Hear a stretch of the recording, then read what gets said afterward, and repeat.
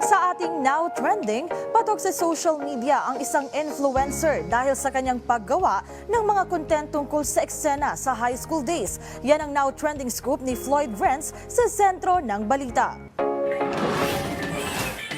Yung ibang section ng handa na, tapos tayo wala pa sa kalahati. Guys, ano? Tiyak na relate ka sa trending video na ito ni Esnir, isang social media personality at content creator na gumagawa ng sariling pangalan dahil sa iba't ibang paandar nito sa social media.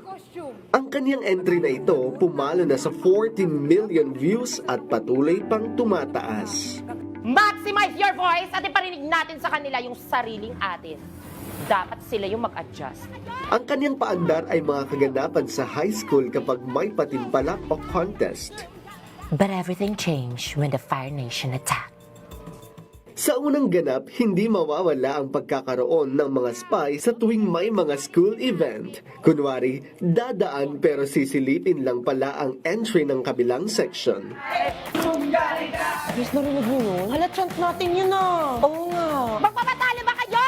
Ilan pa sa kanyang content ang mga labanan ng bawat section sa pag-cheer dance, palakasan at parang lahat ayaw magpatalo.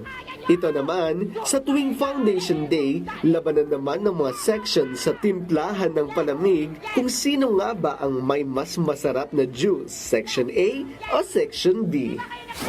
Di ba nanalo ka naman ng 5K worth of grocery? Ikaw na bumili, ma'am. Ma'am, this is not just an ordinary lemonade. This is a classic lemonade.